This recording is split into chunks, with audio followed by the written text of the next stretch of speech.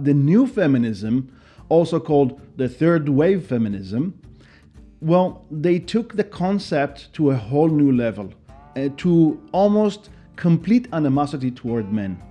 They argue that equality even goes as far as being physically equal, only that they're different. Different bone structure, muscle structure, brain structure, genitalia, and just every cell in the entire body on account of the XX and XY chromosome issue. Science.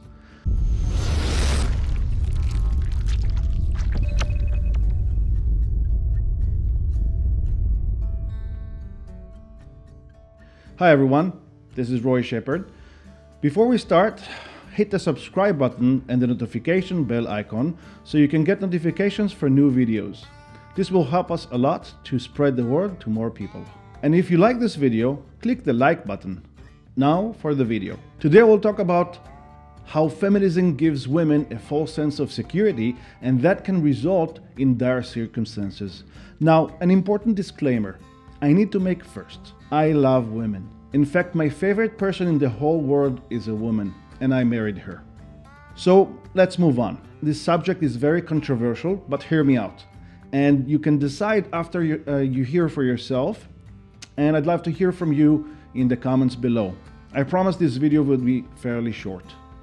In today's culture, feminism has grown out so much that most young women buy into it. But first, what is feminism?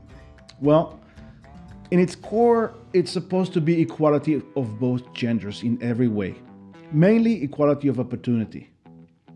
But the new feminism, also called the third wave feminism, well, they took the concept to a whole new level, to almost complete animosity toward men. When we ride at midnight to kill all men, we will spare the trans community and the non-binary. Oh, I like your hair. Electric chair. We need to kill all men.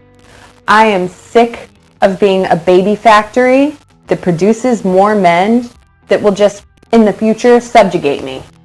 They argue that equality even goes as far as being physically equal, only that they're different. Different bone structure, muscle structure, brain structure, genitalia, and just every cell in the entire body on account of the XX and XY chromosome issue. Science. But still, they argue there are no physical differences. Are they right? Really?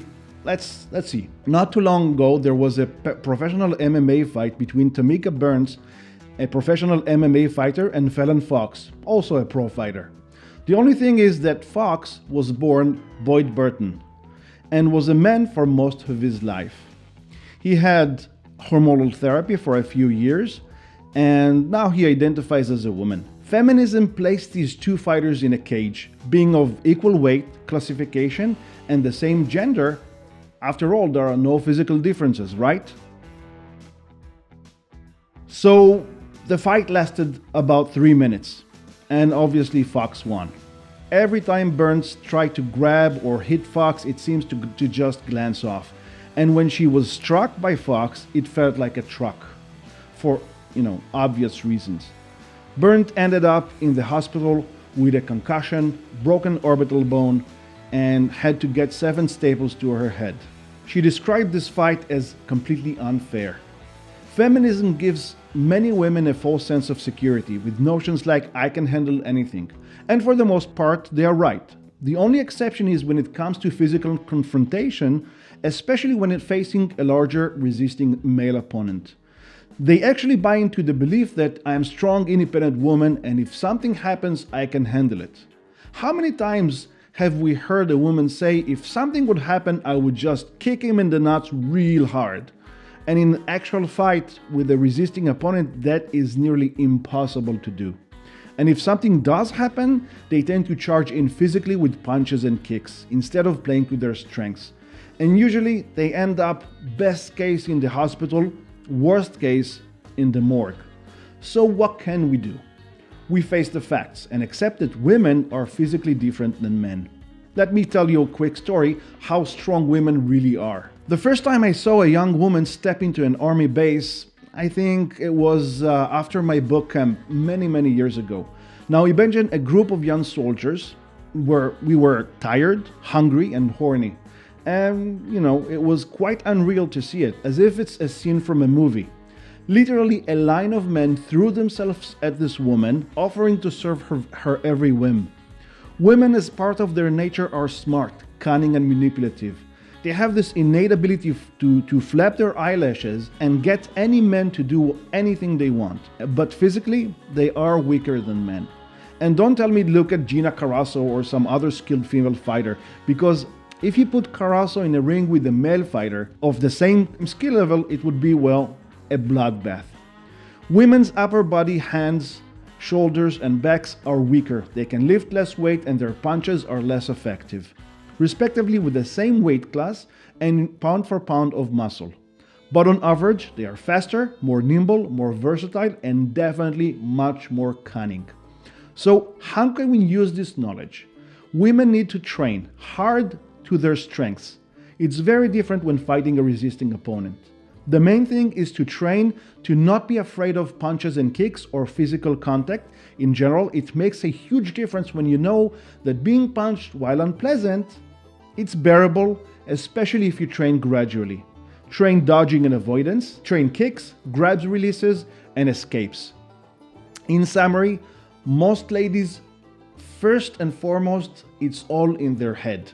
Most women are just so afraid of being hit that they give up the fight before it starts. And when they do find the courage to fight, they try to do so like a man. They need to remember and lean on their strengths and to always cheat. In the end, it's all about skill and training.